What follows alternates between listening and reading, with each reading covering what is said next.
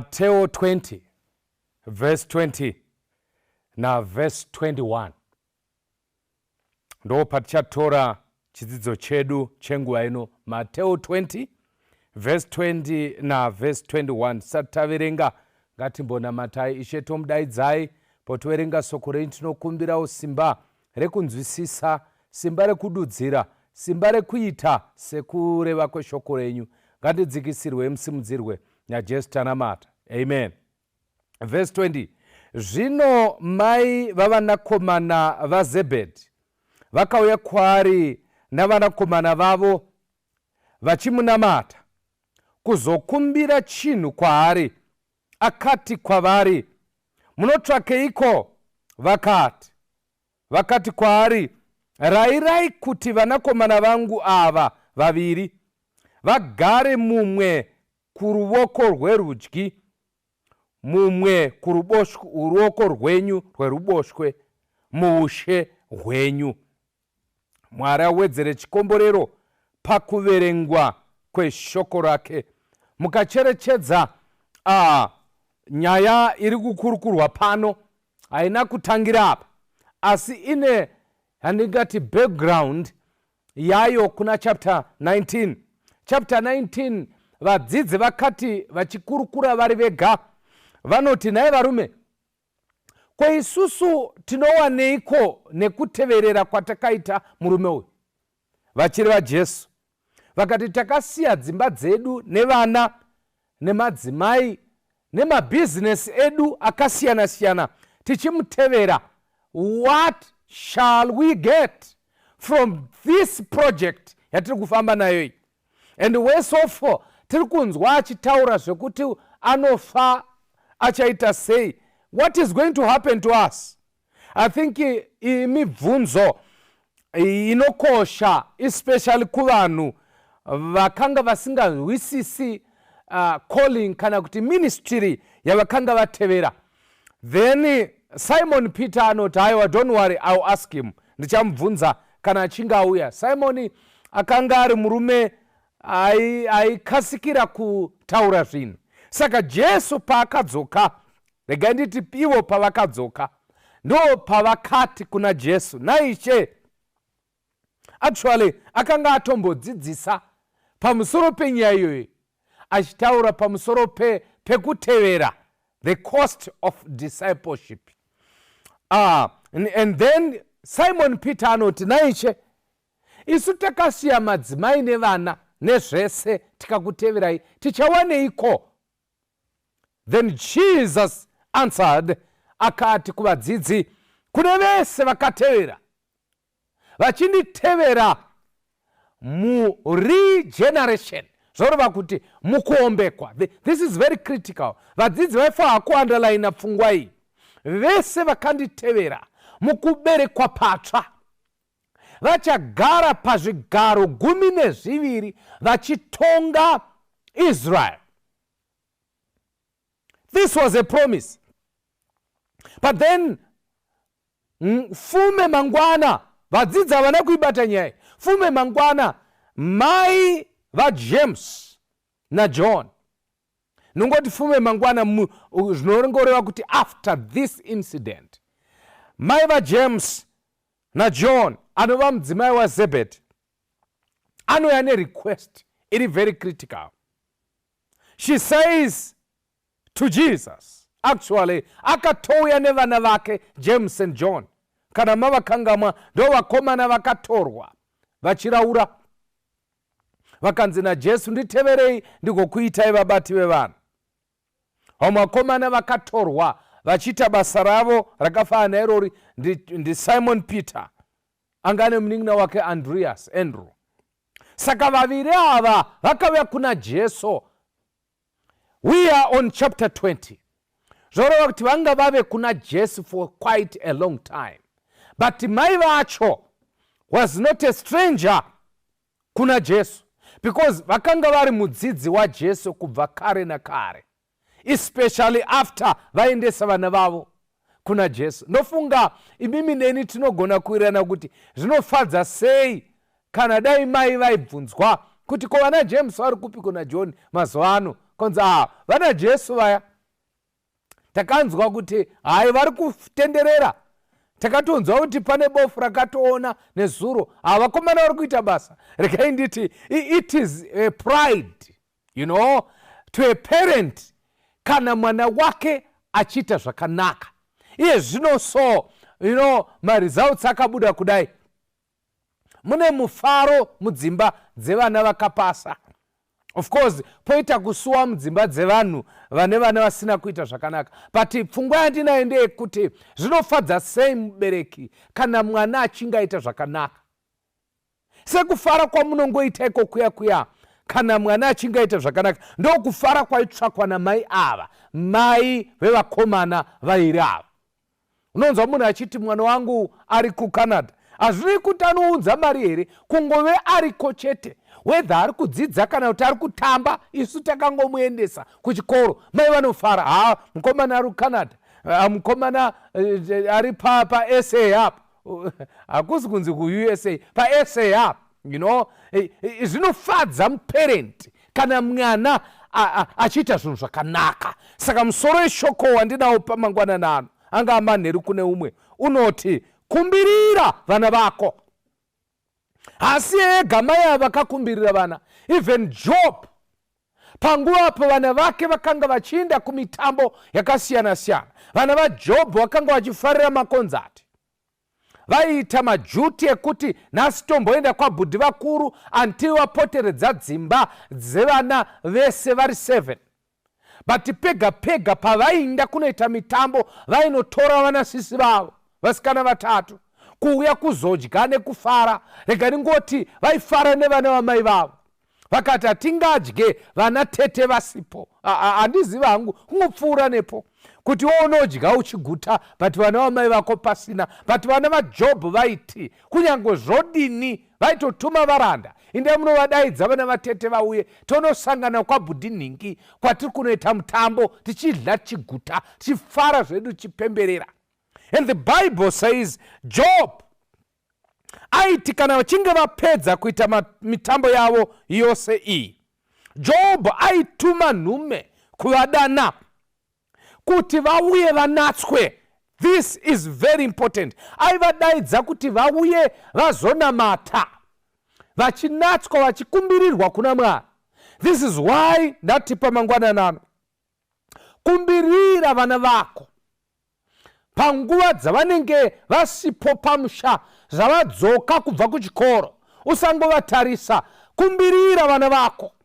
Hauzivi zvavakasangana nazvo, iwe you cannot, haugoni kurarama panguva yavari kurarama. Mwari wakatozviona kuti hazviiti kuti uve muyuthi iwe panguva inoi. Ndiwo mayuthi emazuva ano, isu takatozvikonewa. Denga rakationa kuti hatikwani kuita mayuthi e21st century. We can't. This is why tiri maparents today. Naizvozvo takafanirwa kuvanamatira, kuvakumbirira kuna Jehovha kuti Mwari vavachengete. Imbomira kupopota nekuita inspection yeuniform, zvakakosha hazvo izvozvo, but pray for your children. Stand in the gap uchimirira vana vako. Minamato yaunovaitira inovabatsira zvikuru pakukura kwavo, even panyama, even pamweya, mentally, inovachengeta socially, inovachengeta even academically, inovachengeta pese pavanofamba. Rega nditi kana uchinge wafa, vana vako must miss the prayers of their parents, vachiziva kuti hatina chatinamatira. I remember inova muchembere vachirwara, she could tell me kuti every Tuesday ndinenge ndichikunamatira, every Tuesday. Even today, panosvika zuva reTuesday, I miss that prayer.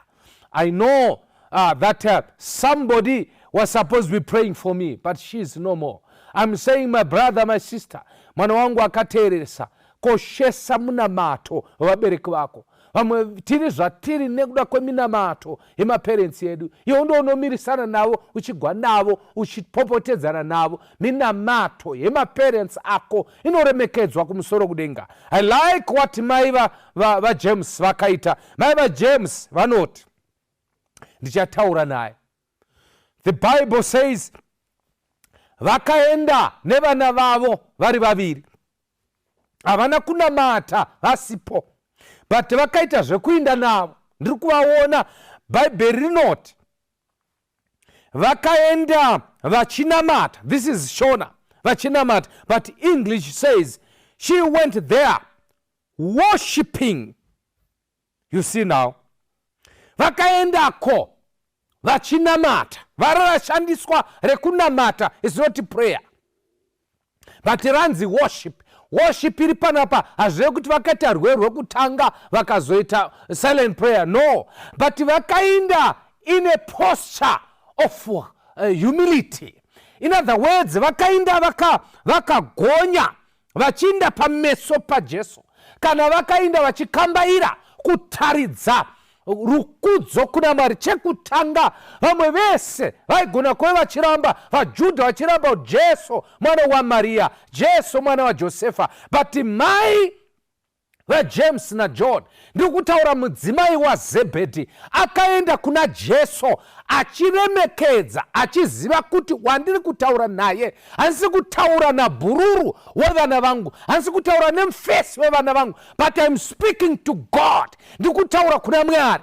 Inobva maona pachena kuti mai ava was not a small person. She knew that Jesus was God. This is why akaenda achinamata, akaenda ari posture ye worship, posture ye reverence, posture ye kukudza Mwari.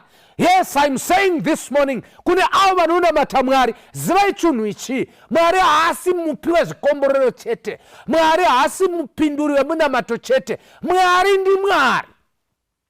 Whether munamato yapindurwa kana kuti haina kupindurwa, God is God.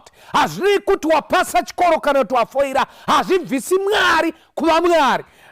Mudzimai waZebhedhi akazviziva, ndiri kuenda pameso paJehovha, ndinoenda nevakomana. Oh, how I love Jesus, because mai avatipa chidzidzo kuti kana uchinge uchida kuti vana vako varopafadzwe, inda navo pameso paJehovha. Bata vana vako as young as they are, vabate uende navo pameso paJehovha. Ndozviziva vana vako wakavaintrodusa kuna headmaster wechikoro chavachaenda. I know wakaintrodusa mwana wako kuna pastor. I know wakaintrodusa mwana wako kune vanhu vanoziva, vanhu vekuindustry. But have you introduced your kids to Jesus the Savior? Mwari anoponesa vana vako. Inda nevana vako James na John vakaindwa navo namuchembere. Hallelujah. I want to believe muchembere akambotaurwa naye nevana. Mai, tiri kunzwa Jesu achitaura pamusoro peumambo, but toda kuti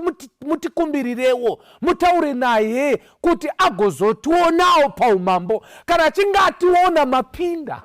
Regai nditi vanhu vaMwari, kana vana vako vapinda, wapinda. Ndikutaura kuti kana vana vako vave pana Jesu, vana vako vakasosa pachigaro chaMwari, ndokupinda kwomubereki. Hapana chinofadza mubereki kana achiona vana vake vachiita zvinhu zvaMwari, vana vake vachifara. Muchiimba mukwaya zviya, nyange mukaimba zvinhu zvisina musoro, but muchingoimba henyu mukwaya izvo zviya zviya, mubereki anofara kuti inzenza dzemuchechi. You know what I'm talking about. You know, sometimes hatigoni kuappreciata, you know, vana vedu vavo vanoita zvekuchecha, tichingovashora until and when waona mai vari kutambura nembanje mumusha mavo, ndopo uchiappreciate vana vako ivo vanenge uchishora uchiti ndokuimba here koko, mukuita songe makadzipwa nemasesi muchituka vana. Kana mwana wako achimboita something muchechi, rumbidza Jehovha, because kune vana vatemesa vanhu musoro, vamwe vana vatitaura nezvavo vari mumajere,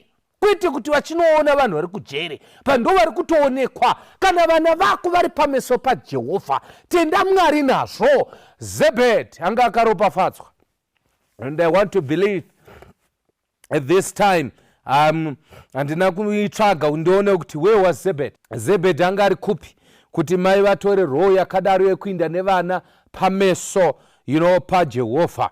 I want to believe that probably Zebhedhi was no more at this moment. Kana anga ari mupenyu, but anga akafa, because culturally pachiJudha hakuna munhu wechidzimai ainda kunonamata, you know, pamberi paJehovha nevana baba vacho varipo.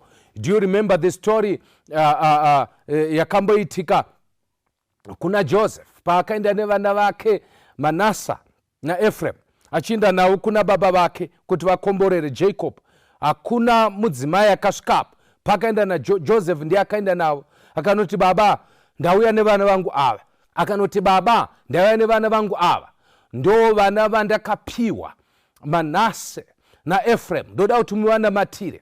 Do you remember the day when Israel paakanga akufa, I mean even baba vake pavakanga iye akuda kufa, Israel na Esau vakanamatirwa, you know, na Isaac baba vacho.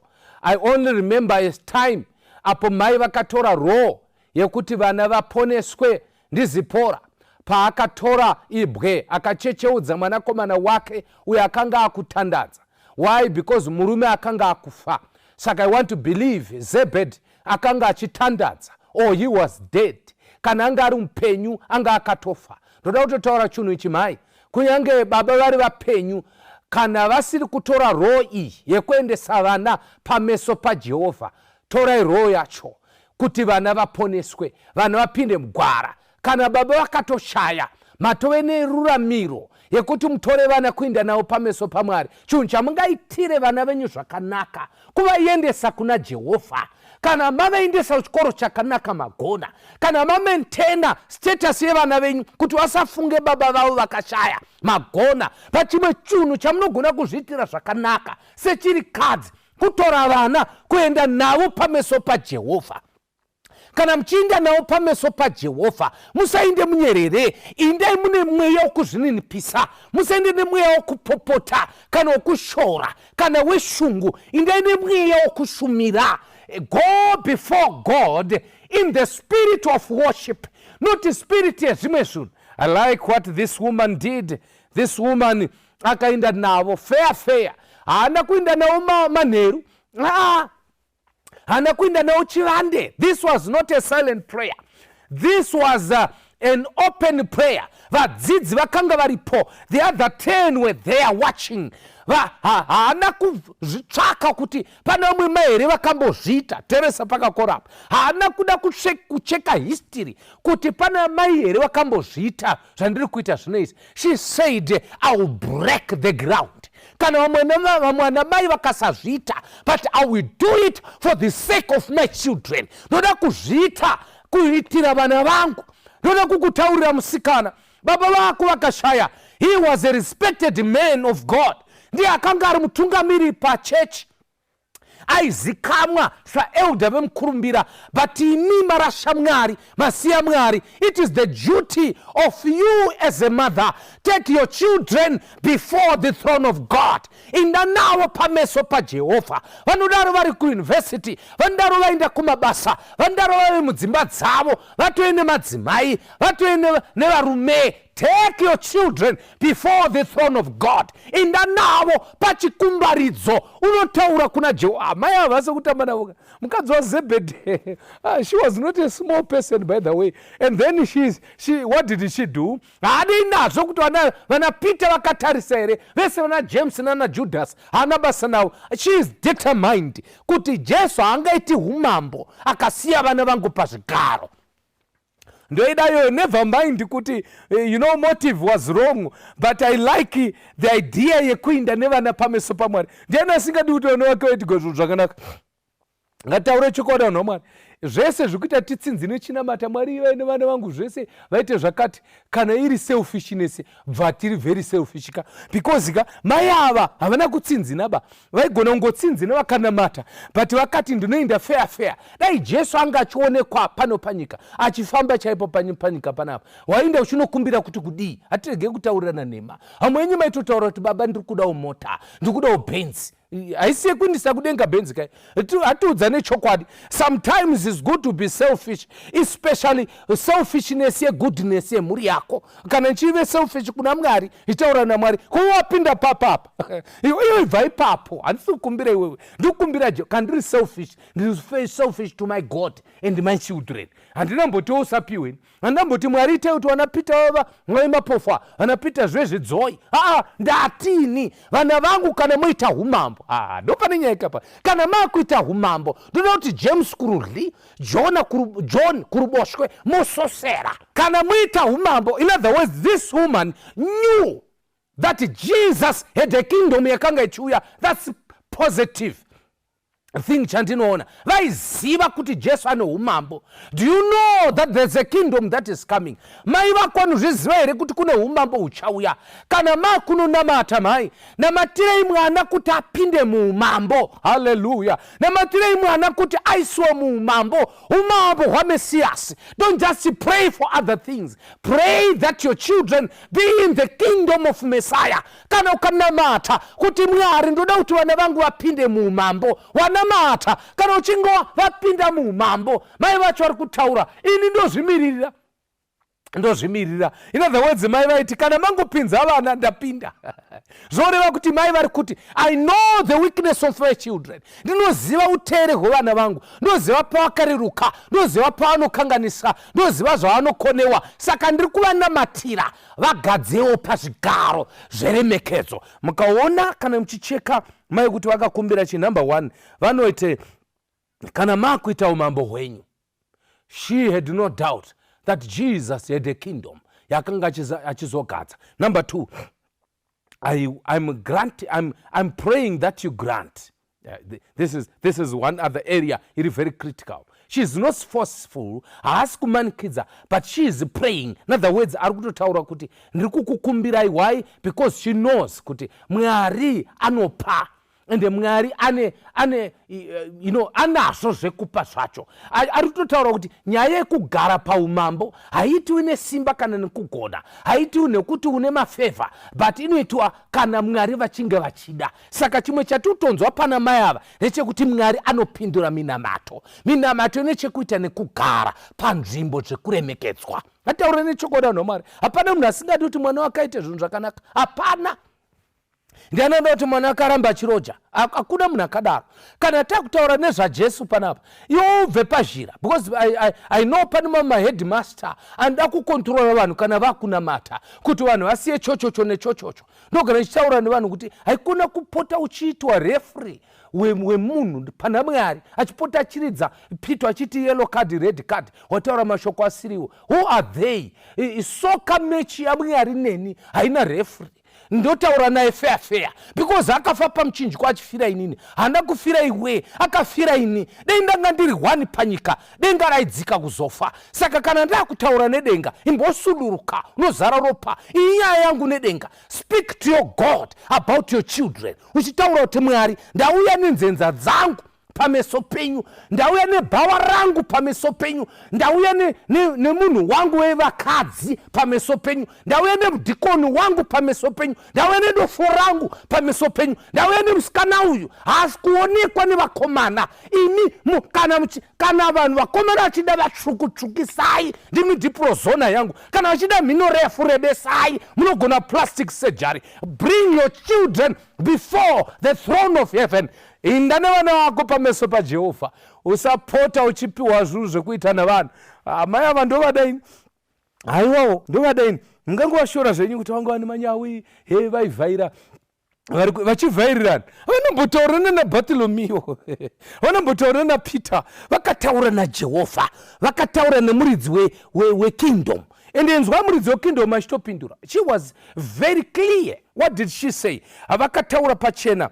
And grant that these my 2 sons, hallelujah, not those ones vandasiya kumba kana kuti vamwe iva vava vakomana vangu vairi ava, grant them to sit, Teresa, that they may sit, the one on thy right hand.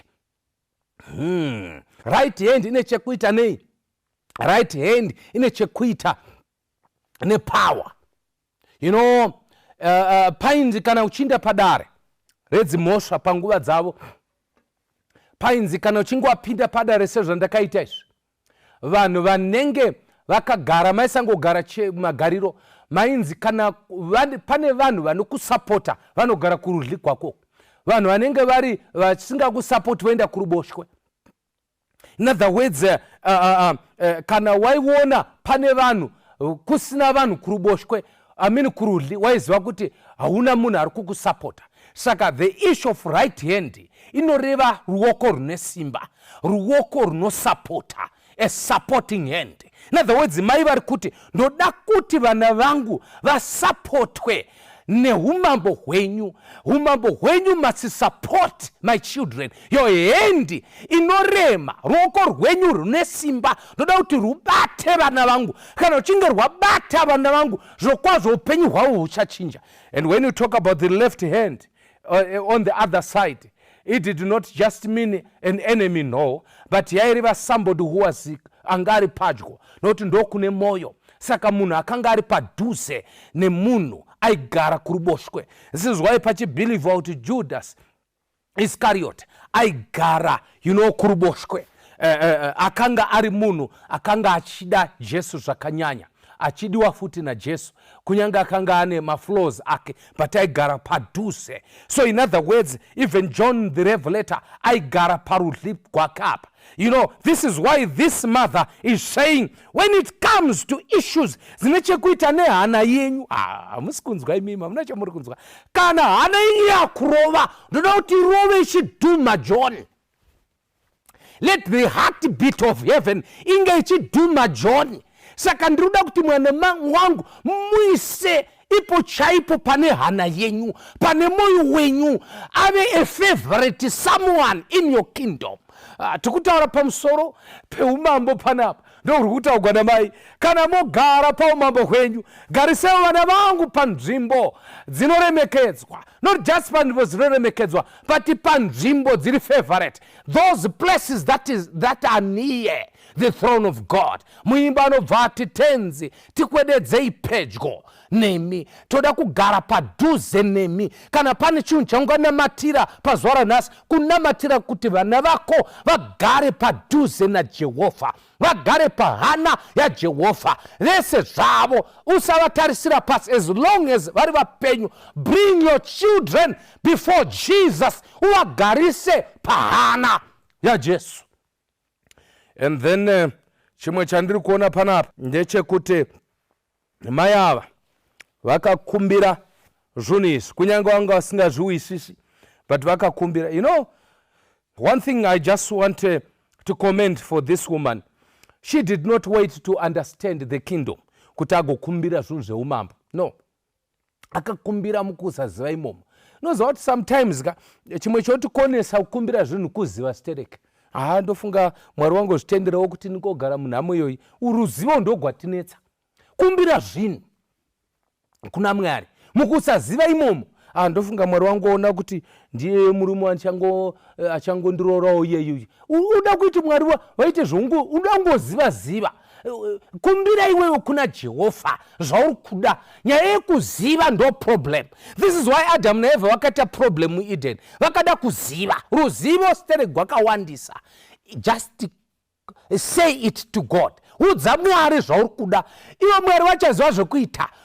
Inga Bhaibheri rinotaura kuti mweya mutsvene, anomanzwisawo naMwari, mweya mutsvene vanoti kana tapedza kunamata, Bhaibheri rinotaura mweya mutsvene anonzi kana tapedza kunamata anotora minamato yesu oigadzirisa achibvisa zvisina musoro.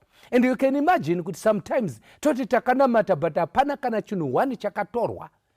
Mweya mutsvene anozongoti apedza kubvisa zvese osara asina chinhu, ongozoti Mwari pane zvachida kutaurwa, imi ndimunozviziva. Iwe inda kuna Mwari unotaura nyaya dzako. Mwari anoziva zvaunoda, anogadzirisa. Usagadziriswa nevanhu. Kunopiwa mashoko nevanhu. Kunopiwa mashoko nevanhu. Iwe taurira Mwari. Mukadzi waZebhedhi akataura pachena, ndoda kuti vana vangu vagare pazvigaro. Vana Pita vakanga vachizviwa. Mukaverenga Bhaibheri rinoti vamwe vese vane 10 vakagwadziwa nemashoko iwayo, vakarwadziwa. Imi mubvunzo wangu ndokuti chinokugwadza iye apa vana Pita chiya? Imi mapindira papa. Konguva yese mamuchingofamba naye mamusingafungi nezveumambo kuti muchenge muri papi. Hamuna kukumbira kai? Ende Jesu akamboti kudiko, akabva ati imi munohwisa here zvamuri kukumbira. Actually Jesu haana kutaura namai ava. If you check what Matthew says, Mateo anoti Jesu vakataura kwavari. isina. In other words, Jesu vakapindura mudzimai vaya vana. Do you hear that? Vaya vana ndo kupindura kwakaita Jesu, because akati kune vana, imi munokwanisa here kubhabhatidzwa nerubhabhatidzo rwangu kanzi chaiko? Of course vanga sikahwisi noziva kuti inini mai ava nevana vavo ndovadaini, especially vachitaura naMwari ndovadaini, manyawi ekutaura naMwari akagoipe vakati tobhabhatidzwa isu chaiko. Jesu anoti anyway, kubhabhatidzwa nerubhabhatidzo rwangu muchabhabhatidzwa ende munogona. Chivaitira hemeni. Vafanira vakataura kuti kana iri nyaya yekubhabhatidzwa nerubhabhatidzo rwenyu isusu tinogona. Ndovafanira vaiva kumbotaura varambwa paSamaria. Jesu arambwa paSamaria paida kuita effort, ndikutaura mazita emazuva anhasi, vaida kuita effort vanhu veSamaria vakati tidi effort yaJesu munomu. Ndobva vana James vakati kuna Jesu, imi mishe munoda here kuti tinaise moto kubva kudenga? Imimi kana muchingoda chete mukangoti ndinoda moto unonaya, tounaisa isusu kubva kudenga kwenyu ikoko kwamakabva unonaya. Ndo vakomana vatiri kuda kaiva, vakomana vane nharo vekuti kana chireva kuti zvoda kuitwa. Vakomana veaction ka vakashandurwa kubva muzvibhakera mukuinda muaction. Yes, James na John vakabhabhatidzwa nerubhabhatidzo kwaJesu, even if vangasingazviwisisi, but ndo zvakaitika. James was the first martyr, ndiye akatanga kuurawa pane vadzidzi vamwe vese, ndiye akaguriwa musoro akafa nekuda kwaJesu yeyu. Akanga akamiririra Jesu. Vadzidzi vese pavakanga vachitiza vachivanda, James akabatwa akaurawa. Ndiye akaurawa musuya apo Peter paakazosungwa mangwana. Vakanga vapedza naJames. Saka James akabhabhatidzwa nerubhabhatidzo rumwe chete. Yes, vakapinda mazviri vakati tinopinda. Why? Because unyange vasingahwisi zvairevei, but they knew kuti as long as titevera Jesu hapana chinhu chofanga utikonesa kugara paumambo besides kugara paumambo. Inzwai zvavari kutaura vakomana vari kuti tigokoneswa kugara paumambo nokuda kwerubhabhatidzo. Whatever zvamuri kutaura zvacho izvozvo zvinoitika, chedu toda kugara. In other words, they are saying there's nothing that can deter us from sitting on the throne. Ndozvokutaugona vafana atoriwa kuti saka dei vakati no hatigoni, saka tokonewa umambosvo. Saka vakomana vari kuti whatever it is, whether we understand it or not, as long as chichimira pakati pedu nekugara pachigaro hatichide. Hapana chinhu chofanira kumira pakati pedu nekugara pachigaro. This is what these boys are saying. Vari kuti hatini nazvo, we don't understand what you are saying, but as long as muchiti ndo chingatikanganisa, ichocho chinhu tinochiita. And for information, John the Revelator ndiye mukomana atitaura nezvekapanapa, ndiye mukomana wekupedzisira akasara pavadzidzi vese, vamwe vese vakafa, iye akasara, ndiye mukomana wekutushurwa maziso. You understand what I'm talking about? Ndiye mukomana haana kutuzhurwa physical, but akanga asaoni nekuda kwokuti akanga achembera, but vanhu vanofunga kuti akatushuka maziso akaenda pachitsuwa chePatmos. Ndiye John akasara achichengeta cheche paEfeso, kunyange asina kufa nekupondwa nevanhu ava, but akasangana nematambudziko akasanganikwa nawo naJesu pachake. Saka vakomana vari kuti hongu tinogona kupinda nepo. Now that you have prayed for your children, I want you to ask them a simple question. Are you ready for the baptism of fire? Ipapo ndo pane nyaya baba vakomana nevasikana. Imungangoda zvenyukwedera, but pane ruombeko kapa. Ruombeko gwemoto makagadzirira here? Kana musina kugadzirira, musapinde pazvigaro. Musade kupinda paumambo kana musingade kupfuura nepamuchinjikwa. Chinotipinza paumambo muchinjikwa hakuendeki kudenga vanhu vasina kupfuura nepagogotha, ndo panofugwa napo. Saka Bhaibheri richiti ani nani anoda kuenda kuna Baba anopfuura nepandiri. Hakuna munhu anonopinda mumazambara asina kusangana negomo rake regogotha. Everybody ari kuda kuinda mumazambara ekudenga, iwayo anonzi ndo panopindiwa nepamasuo eguta. Anoda kunotsika ndarama anofanira kutanga atsikwa pagomo, pachikomo chepaKalvari, notanga warovegwa kuti ukwanisa kunopinda mukati memazambara. Hamupindike. Vamwe vanoda kungoerekana vamo, hamupindike muJerusarema usina kupfuura nepagomo. Now Jesus says to the mother, Yes, I know ruombeko is possible, but kana iri nyaya yekugara pazvigaro, listen very carefully, kana iri nyaya yekugara pachigaro kuti ndiani anenge ari kurudyi nekuruboshwe, iyo haisi nyaya yangu, inyaya yaBaba. Saka muri kunzwa here mhinduro vana? Of course mhinduro iyi iri kuda ngoburitsa pachena kuzvininipisa kwaKristu, kuti vakati pane area dzandodhila nadzo ndiri munyama sezvizvi, poita area dzinodhiliwa nadzo neumwari naJehovha pachavo. Saka in other words, titoona kuti munamato wamai ava wanga usiri munamato muduku mazvaonaka. Munamato wamai ava wanga uri munamato waiadreswa nedivinity, nedivine. Christ is saying, I am both human and divine, but issues to do with the promotion dzinodhiliwa nadzo nedivinity, hadzina nyama mukati. Ndoda kuti muibate iyoyo. Ishi nechekuita nekugara pazvigaro, chekuti ndiani mukuru ndiani muduku, inodhiliwa nayo nedivinity. In other words, pari kunzi mai matambira kunonyudza, because nyaya iyoyo haisi nyaya inodhiliwa nayo pano, inodhiliwa nayo kudenga chaiko. In other words, request yenyu yakanaka, but maisa pa wrong person. I request inoda kuenda ku divinity. Saka ndoda kuti muone something panapa. Jesus is correcting in this woman mweya wekuzvitutumadza, kuti mweya wekuzvitutumadza hausi wedenga ba, mweya wekuzvitutumadza hauwanikwi mudivinity. Simba rekuzviisa pazvigaro harisi redenga, isimba repano. Saka kana Mwari wakufesana neudivinity hwake pamweya wokuzvikudza uchaninipa. Vese vanoda kuzvikudza, Jesu akabva aitaura, vanofanirwa kuema servants. So Jesus is teaching this woman pamarequest ese atingaita, ngatibvisei mweya wokuzvikudza nemweya wokuzvitutumadza. I want to pray with somebody who is saying, Pastor, I need to take my children before the throne of God. Ndoda kuinda nevana vangu pameso pechigaro chaMwari. But Mwari ngaandibatsire, handidi kuzviita nechindini, handidi kuzviita kushainira vamwe vana mai, handidi kuzviita kuzoshainira even vhangeri. Varipo vakaindisiwa vana vavo pamberi pechigaro chaMwari, nhasi vagarika, but vakushainira shoko. Bhaibheri soko raMwari rotaurira pachena, kana uchinge waguta, wapiwa zvekudya waguta, usazokanga Mwari.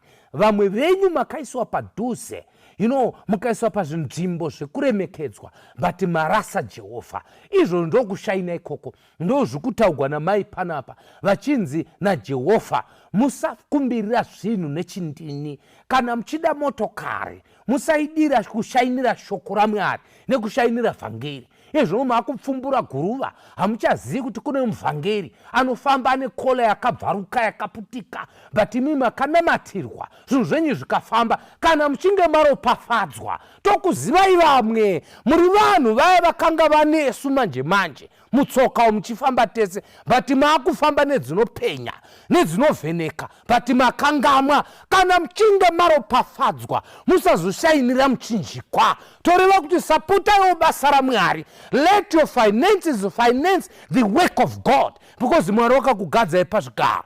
Mangwanana ndoda kuti takuenda munzvimbo dzakasiyana siyana.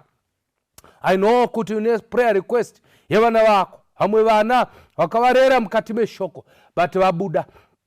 Vamwe vakavarera mukati meshoko, nanhasi unofara uchiona vachitungamirira kereke.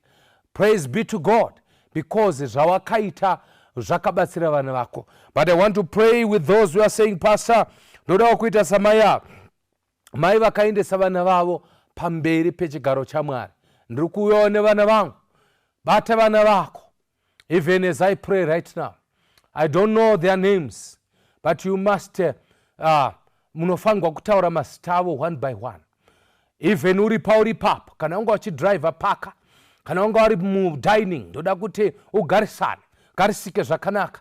If you have got your children padhuze neu, ndoda kuti uvatore vaise kurudyi nekuruboshwe. Zvino wakagara pasofa ipapo, we want to pray together.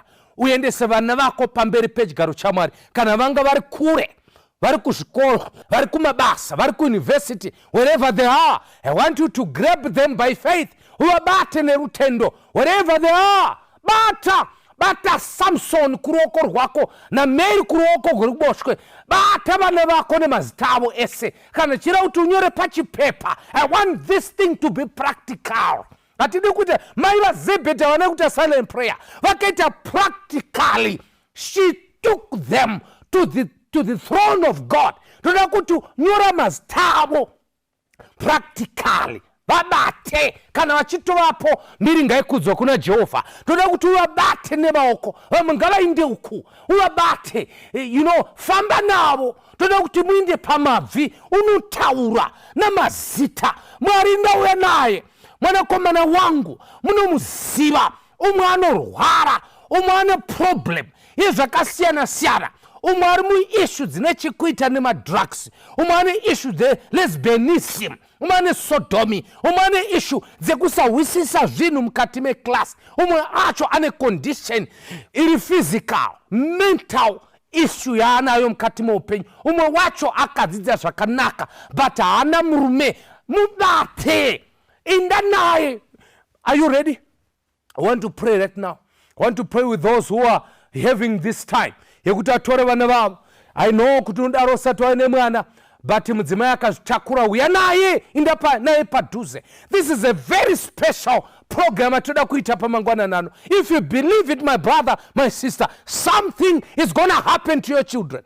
Zvichaitika kuvana vako wherever they are. Kana utori mwana uri pauri ipapo, I want you to text isa message kuna mama. Mama, ndakunamatigwa zvino, ndinokumbira kuti nemiwo mutinamatire kwamuri. Kana vangu vakatukana navo, imbosiyana nazvo zvese. Your parent is your parent. Kana vakashaya, it's okay. Munun'una wavo ari kupi, hama yavo iri kupi, kana kusina tsinzina neni, I'm your parent. Right now, I want to pray with you. Oda kuti tibatwe. Ndokupai mukana kuti mubate vana. Iye zvino, kana vari vasvava, vabate muruoko. Kana mamusati mane pamviri, batane nemudzimai maoko tinabate. Kana mbereko yanga isipo, even right now, you want to pray kuti Mwari ndibatsireiwo ponamatigwawo vana. Kuini vana vangu vari kupiko. Ndoda kuti ngonamatirawo vana vangu ndovada mimba ibate mwedzi uno. I want you to pray right now. Maybe hausina vana vari padhuze nevazukuru, ndo vana vako vabate. Vatore, kana vanga vakabate vamutse. Mutsavana toda kunamata. Tausvika panguva yekunamata izvo, ndakupa mukana. Ambokupa mukana. Mukana chaiwo. Hatisi kuita zvekutombotamba. Ndoda kutomboti mukomana uridze guyo apa. Ridza guyo gupfupi apa. Vanhu vaone totaura zvinhu zveserious. Muridza guyo apa. Toda kuti timbonamata. Taneta nevana vanotogwa naSatani takatarisa. I like what David would do. David anotaurira kune mudhara Sauro. Anoti, so if you don't know my history, inini ndaiti kana chinge shumba yauya ikatora hwayana ikaisa mumuromo isati yasanganisa mazino, ndakanga ndabata ndebvu dzayo. Shumba hasi kutaura mukadukuba, hasi kutaura shumba yaitina. Aigara pamusoro peshumba achitorera shumba hwayana yakanga iri mumazino, achivhomora osara nehwayana shumba wedzinga. Tiri kutaura vakomana vane zvirindi panapa. Hekuna kupita maoko kuti chokwadi handingagodini, haiwa dei baba vacho vari vapenyu. Kutosarenda hazviiti izvozvo. Handisarendi kusvika ndauna ndaita body viewing. As long as achiri kufamba achidya sadza, achidrive achiri kutoenda kubasa, as long as achiri kuzora jikinyiwa vhasirina yemazuva ano ichibata, handisi kuzorora. Ridza guyo mukomana, toda kunamata izvo nezvo. Ya madzoka ka. Toda kuti taure nyaya yemwana wako. Chivabata, toda kunamata. As we pray right now, I understand mwana wacho wakuru. Are you ready for the baptism of fire? Kana usiri ready ibva ipapo. Kana usiri ready ibva ipapo. James and John vakati we are ready. Baba wakudenga, tavabata vana. Umwe kurudyi, umwe kuruboshwe. Vamwe vacho vari mumatumbu. Tabatana nemudzimai. Vamwe vacho hasati tavaoneso. Amene kuti marongei pamusoro pekapo iyi. Vana. Kwanzi hapana problem nevekuchipatara. Nyango problem yacho iripo. Iproblem epano kai. Ingaite problem kwamuri iyoyo kuti kwanzi ane mapundu muchibereko and so forth. Is that a problem with you, oh Lord? I don't remember you muchita problem imimi even pana Sara pakanga avora asisina chibereko akatotestifya mukabvuma imi mwana akachema. Saka takuvanamatira James and John ava vagadzei pachigaro. Vamwe ari kutsvaga mabasa vagadzei pazvigaro. Vamwe ari kutsvaga mereji vagadzei pazvigaro. Vamwe ari kutsvaga chikristu kwacho kuti vave vana kwavo vagadzei pachigaro. Vamwe vacho vari kutsvagawo kuti todini muupenyu, maresults akabuda, tinokumbira Baba tauya navo vana ava. Ndimi akatotipa vana ava.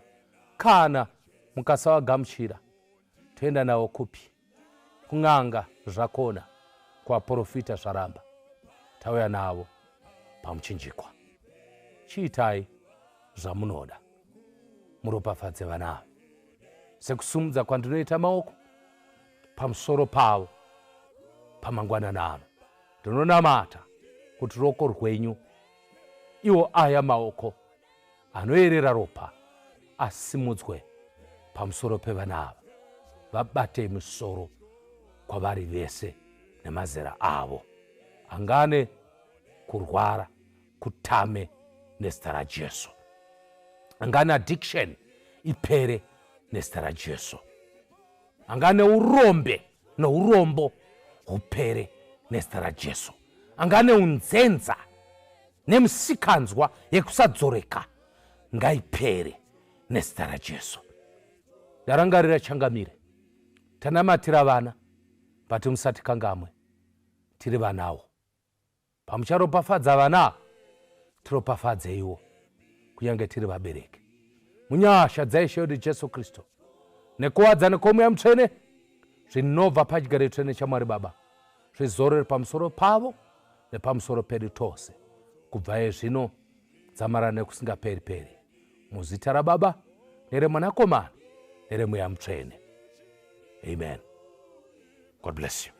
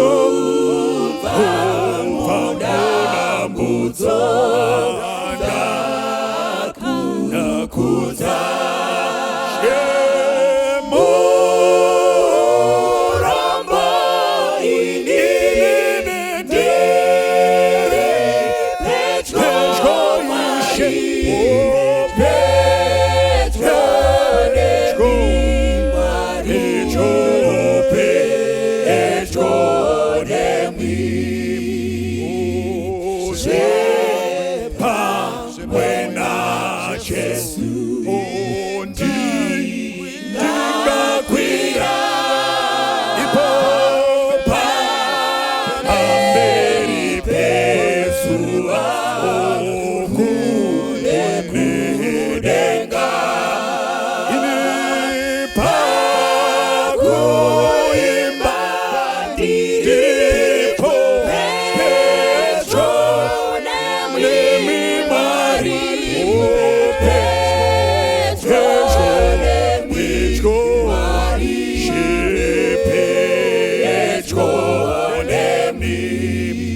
ulipo